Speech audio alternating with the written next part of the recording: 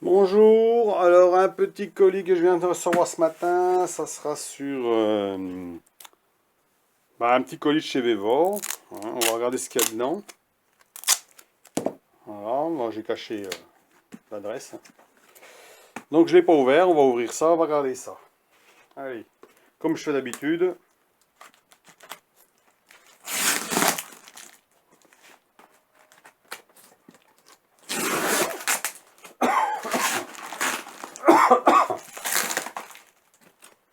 Alors,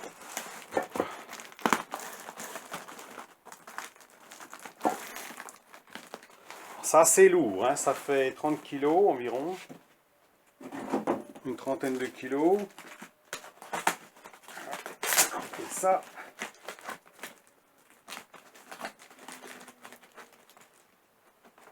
Ah, saleté. Pour ouvrir ça, c'est pas facile. Hein.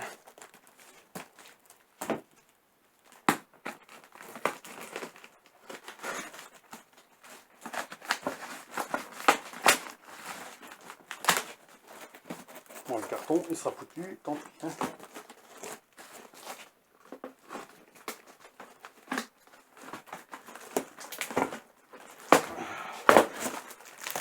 Voilà. Voilà la bête. Donc, alors, à vous montrer ce que c'est. Donc, eh ben, c'est la bonne ferraille, assez épaisse. Hein. Voilà, des bouts de ferraille en U. Hein. Voilà. La boulonnerie. Pas mal de boulonnerie dedans. Hein. Pinceau. Voilà, encore un bout de ferraille.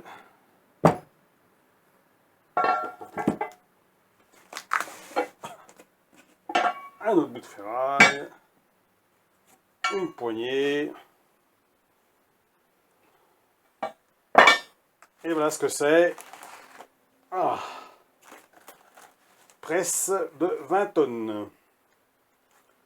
Donc là vous vous doutez bien que il en manque hein, forcément. Tout n'est pas là. La livraison se fait en plusieurs fois. Vu le volume, je pense qu'il y aura 3 colis, au moins 3, qui font à peu près le même poids, je pense. Donc voilà le premier colis. Le deuxième, je le recevrai sûrement demain. Donc je ferai une vidéo sur le deuxième, puis sur le troisième, hein, pour vous montrer ce que c'est, comment ça se présente. Donc les dimensions, on va regarder ce que ça fait comme dimension. En largeur.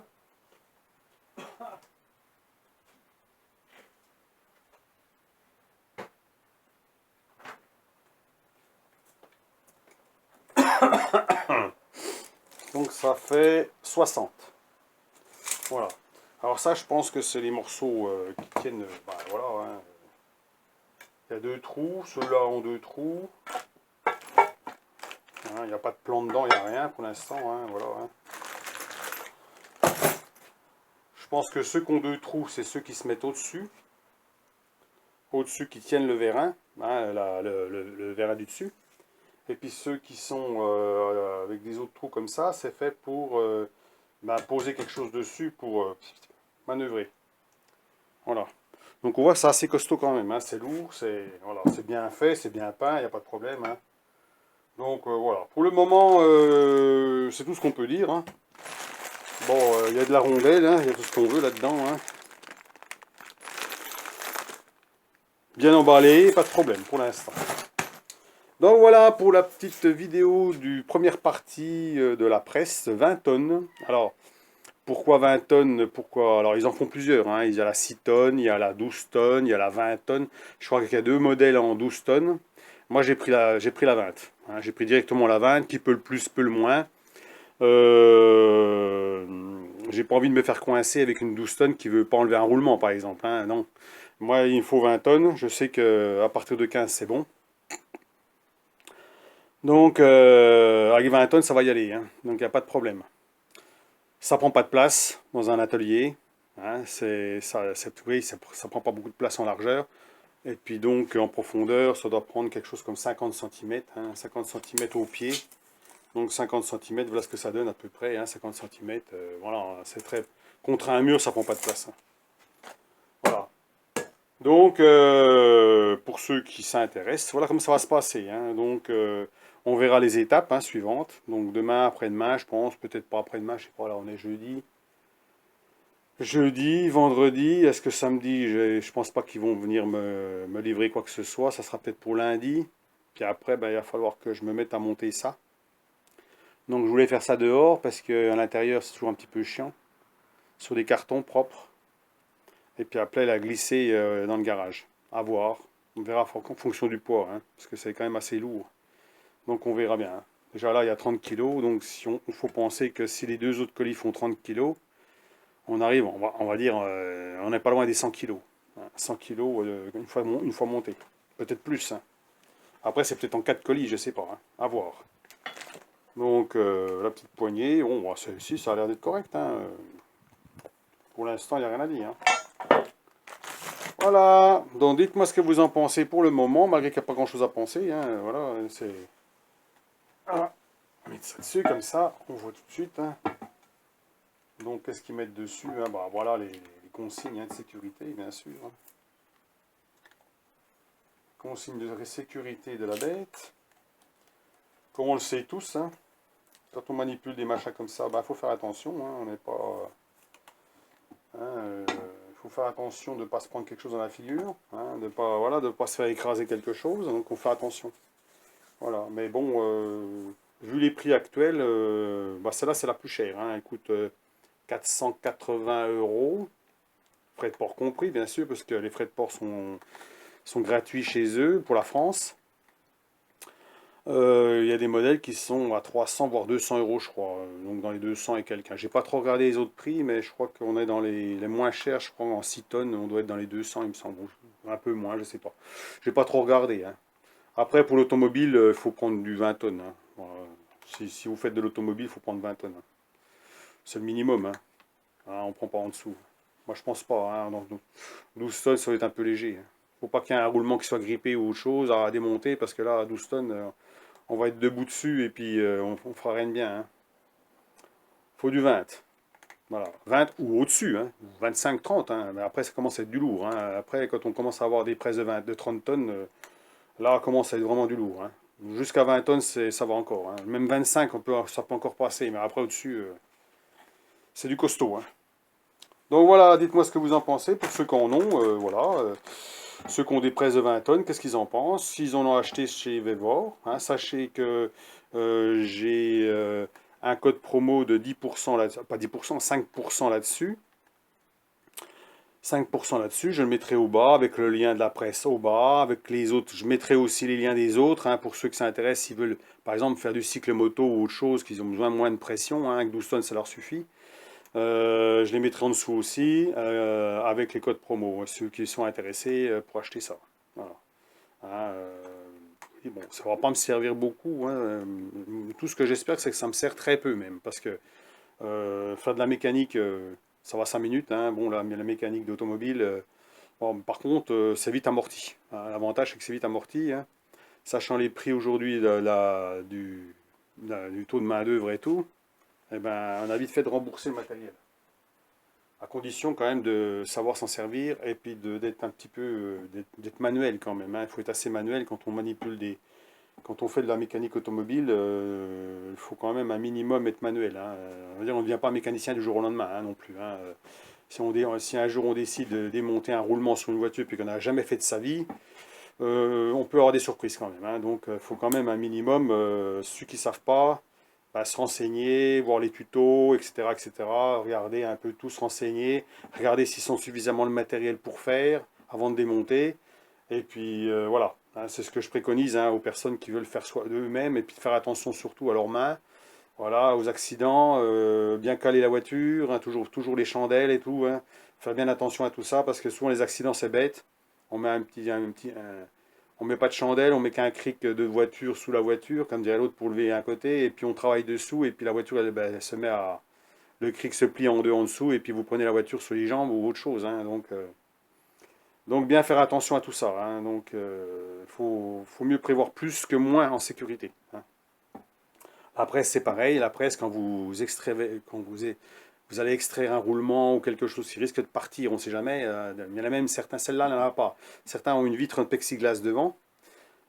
Si vous n'avez pas ce genre de protection, il faut mettre une visière. Mettre une visière quand même, si ça vient, un bout de roulement vient à péter ou autre chose. Vous savez que l'acier trempé, par exemple, eh ben, une fois qu'il casse, il peut rentrer profondément dans la chair, et puis là, vous ne pourrez pas l'enlever. Hein. Il faudra aller à l'hôpital pour l'enlever. Donc ça dépend à quel endroit il s'est fixé. Moi, j'en ai déjà vu, hein, j'ai déjà vu ce truc-là. J'en ai déjà vu un qui avait pris un bout dans le bras et puis qui est parti à l'hôpital. Donc voilà, donc faire attention quand même. Donc d'être bien habillé. Et puis avoir une visière en cas si vous manipulez des trucs, voilà, sans... Voilà, il faut mieux en prendre plus de précautions que moins, je dis toujours. Hein. Même si avec l'habitude on se dit, oh, ça risque rien, on s'en fout, il n'y a jamais de problème. Un jour pas comme un autre, ben, ça peut arriver. Bon, voilà. Des fois on met une cale au-dessus qui n'est pas bonne, ou on met un bout de roulement pour pouvoir chasser l'autre roulement, et c'est ce roulement-là qui casse. Bon, voilà. Donc en général, c'est ce qu'on fait. En général, pour extraire un roulement, on prend toujours le vieux roulement. Hein. On a toujours des vieux roulements en stock et puis on met par-dessus. Puis voilà, on dégage l'autre roulement, ce qui fait que le vieux roulement ne reste pas coincé dedans. Donc c'est la solution, le plus souvent. Donc à voir les prochaines révisions, les prochaines livraisons. Les prochaines révisions, les livraisons sur le sujet. Et on regardera ça de plus près. Pour l'instant, elle va rester sur la table, ce morceau-là. Je vais rien faire d'autre, hein, je peux rien faire avec ça. Hein. Je ne suis pas pressé non plus de la monter comme ça, hein, mais je vais la monter quand même. Hein, il faut quand même que... Alors, je voudrais bien la mettre sur roulette ou sur patin. Parce qu'en fait, la pression, elle n'est pas sur le sol. Hein. C'est une machine, c'est pas une machine d'établi, c'est une machine d'atelier, donc qui va jusqu'au niveau du sol. Soit que je la mets sur patin, comme j'ai maintenant, j'ai du téflon. Alors, soit que je mets des bagues en téflon au bas pour que je puisse la glisser. En cas si j'ai besoin de la déplacer, ou soit que je mets 4 roulettes en dessous de 100 kg environ, hein, entre 100 et 150 kg, pour la déplacer avec des roues pour bloquer à l'avant. Ce qui fait comme ça, je peux la déplacer sans problème. Après, il faudrait que je vois que la hauteur, parce que j'ai pas énormément de hauteur au plafond. Celle-là, elle doit faire dans les 1m70, je crois, en hauteur. Alors, à vérifier, hein, quand je l'aurai, avec le mano, tout, la hauteur hors tout. Hein. 1m70, ça serait impeccable, puisque j'ai 1m80, 1m90 au plafond. Donc, ce serait bon. Donc, à voir. Il faut voir pour les roulettes, bon, c'est pas une mauvaise solution, je pense. Et puis, une chaînette pour la fixer au niveau du mur. Comme je vous ai expliqué, il faut tous ces grands trucs-là qui sont pas très larges. Il faut mieux les fixer au mur avec une chaînette ou un truc comme ça. Une chaîne, même une chaîne normale, on va dire, avec un piton. Il ne faut pas que ça se casse la gueule, puis que vous le preniez sur les genoux ou autre chose, en cas de déséquilibre avec quelque chose de lourd ou quoi que ce soit.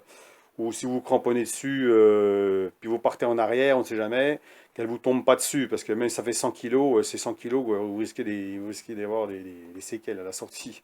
Donc, toujours prévoir des choses qu'on ne prévoit pas. Hein, voilà, c'est ce que je dis. Hein. Comme moi, le tour, il est fixé au mur. J'ai laissé fixé au mur.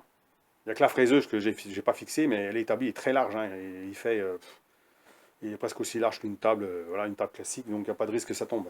Mais ça, la presse là, je vous dis, ça fait 50 cm de large, hein, au niveau du sol.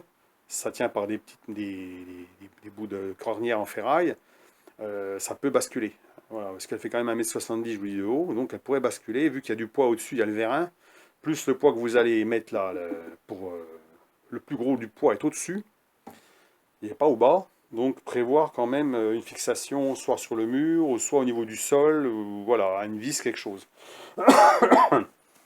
Voilà, donc sur cette vidéo-là, bon, ce qu'on peut déjà en dire, hein. Donc tout arrive parfaitement bien. Pour l'instant, j'ai pas de souci avec Vevor au niveau des livraisons. Livraison rapide, alors cette presse-là, elle a été commandée début de semaine. Début de semaine, hein. J'attendais pour la prendre, j'attendais, bon je dirais je la prends. Donc c'était commandé lundi, ça arrivait jeudi. Vous voyez, ça va vite quand même, hein. Donc c'est assez rapide, hein. Donc maintenant c'est sûr que bon, il faudra attendre le reste, hein. Si vous avez un roulement à faire, ben, prévoyez peut-être avant de démonter, de prévoir d'avoir tous les éléments, qu'ils soient assemblés, soient testés et tout, avant de faire quoi que ce soit. Hein. On est d'accord, hein. On est d'accord de bien vérifier si tout fonctionne bien, tout est fonctionnel. Moi je pense qu'au niveau acier, il n'y a pas de problème. Au niveau armature, il n'y aura pas de problème. Après, il faudra voir au niveau du vérin, qu'est-ce que ça donne. Hein, parce que le vérin, voilà, c'est le nerf de la guerre, hein. Le vérin, s'il n'y a pas un bon vérin là-dessus, bah, ça sert à rien, hein. Donc voilà. Bah bon, je pense qu'il n'y a pas de problème. Je vais regarder un petit peu les avis là-dessus. Apparemment, il n'y a pas de souci, hein, ça va. Donc, on peut s'en servir pour les roulements, mais aussi pour d'autres choses, hein, sertir ou autre chose, ou plier de la ferraille un peu épaisse ou quoi que ce soit. C'est vrai qu'une presse, tant qu'on n'en a pas, bon, on n'y pense pas, mais que le jour qu'on en a une, ben, on pense à la presse. C'est-à-dire, on se dit, tiens, ben, on a ça, ça sera quand même plus pratique pour plier un truc ou quoi que ce soit, ou sertir ou quoi que ce soit. Qu'avant, on n'y pensait même pas, puisqu'on n'en a pas, hein. Donc, c'est comme tous les outils, hein. Dès qu'on a un outil, ben, on s'en sert parce qu'on en a un. Et quand on n'en a pas, ben, voilà, on n'y pense pas, on fait autrement. On se débrouille autrement, sauf que là, si vous avez un roulement bah, de voiture, par exemple, je parle de voiture ou autre chose, hein, une machine ou quoi que ce soit, si vous n'avez pas de presse, bah, vous êtes coincé. En général, c'est pas évident de démonter et remonter, surtout. À démonter, c'est toujours faisable de le casser, de le meuler ou faire quelque chose, ou chauffer pour le sortir, mais pour le remettre proprement, bah, c'est plus facile avec une presse, hein, que d'y aller avec un marteau, un burin ou j'en sais rien, et puis d'abîmer le roulement neuf. Et comme je vous dis, c'est du matériel qui est amorti rapidement. Hein, même à ce prix-là, il ne faut pas longtemps pour amortir, hein, parce que bon, je vous dis, au prix de la main-d'œuvre aujourd'hui, le jour qu'on doit frôler les 70-80 euros de l'heure, je ne sais plus combien à peu près actuellement, donc ça peut revenir cher pour changer un roulement, hein, donc en fonction des heures qu'on passe, hein. Donc des fois, ouais, comme je dis, il faut être bricoleur, hein, faut quand même être bricoleur.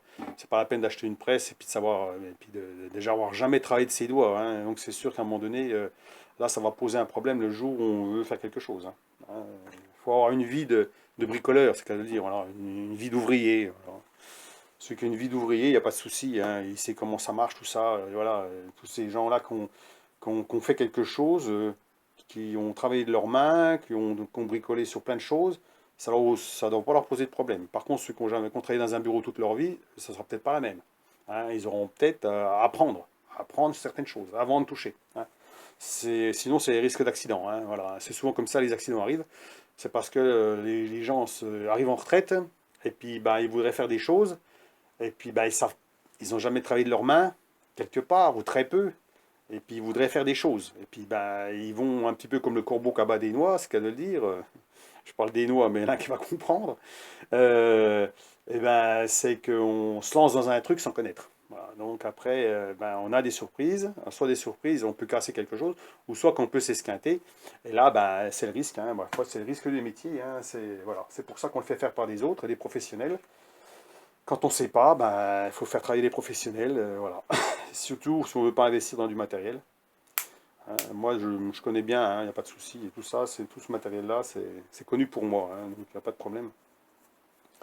Tout ce qui est électroportatif, tout ce qui est matériel, que ce soit matériel pour le bois, que pour beaucoup de choses, j'ai touché un petit peu à tout, donc forcément. Et puis pour l'instant, j'ai toujours mes doigts, hein, je ne me suis jamais esquinté quoi que ce soit, donc hein, à part des coupures, comme d'habitude, des conneries, mais à part ça, c'est tout, hein. Jamais passé à l'hôpital pour une histoire d'accident de travail. Donc, les accidents de travail, eh ben, il faut prévenir que courir, hein. Voilà. Donc, surtout quand on achète du matériel comme ça peut être dangereux, hein, comme tout matériel euh, où on demande de la pression, de la force ou des choses comme ça, même la manipulation de chaque. Ça, faut pas que ça vous tombe sur le pied, hein, parce qu'à mon avis, déjà rien que le poids de la machine, là. Voilà. Donc c'est tout, je ne vais pas en rajouter plus, hein. Voilà, bon, bah, on voit ça.